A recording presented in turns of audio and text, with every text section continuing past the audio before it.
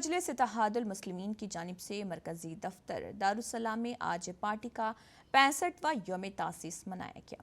اس میں مجلس کے صدر رکن پارلیمنٹ حیدرآباد بیرسٹر اسد الدین اویسی کے ہمراہ چندرائن گٹا رکن اسمبلی اکبر الدین اویسی اور پارٹی کے تمام ارکان اسمبلی کارپوریٹرز کارکنان موجود رہے۔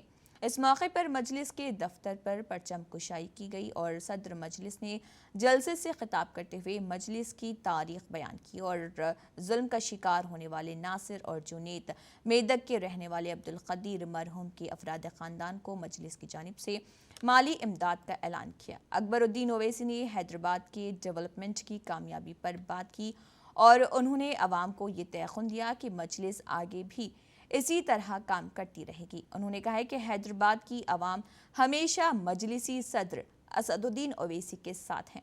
انہوں نے کہا کہ مجلس ہندوستان کے مختلف ریاستوں کے انتخابات میں حصہ لے رہی اور لیتی رہے گی، چاہے آج ہار کا سامنا کرنا پڑے، لیکن مجلس ایک دن ان ریاستوں کو بھی ضرور فتح کرے گی۔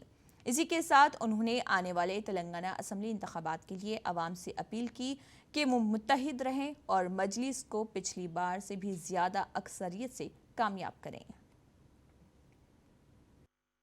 ہمارے وطن عزیز کی جمہوریت کو مضبوط بنائیں اور مجلس اتحاد المسلمین کی 65 سالہ سیاسی سفر کا سب سے بڑا اگر آپ نچوڑ دیکھیں گے وہ یہ ہے کہ ہم نے بھارت کی جمہوریت کو مضبوط کیا ہے۔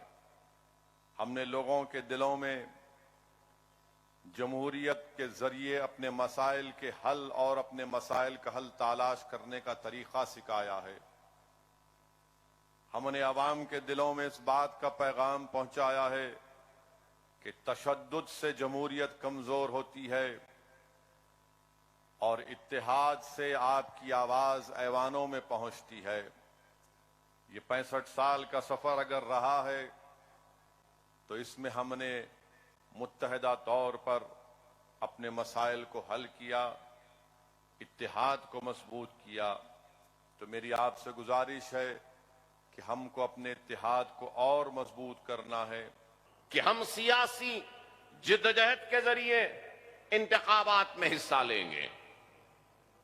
مجلس اتحاد المسلمین نے 65 برس کے اپنے سفر میں معاشی میدان میں کام کیا، تعلیمی میدان میں کام کیا اور سیاسی میدان میں بھی کام کیا۔ اپنے دروازوں کو ہر مظلوم کے لیے کھولا رکھا۔ دارالسلام کے دروازے آج بھی ہر کسی کے لیے کھلے تھے، کھلے ہیں اور کھلے رہیں گے۔ بلا لحاظ مذہب ہر فریادی اپنے فریاد کو لے کر آ سکتا ہے دارالسلام میں۔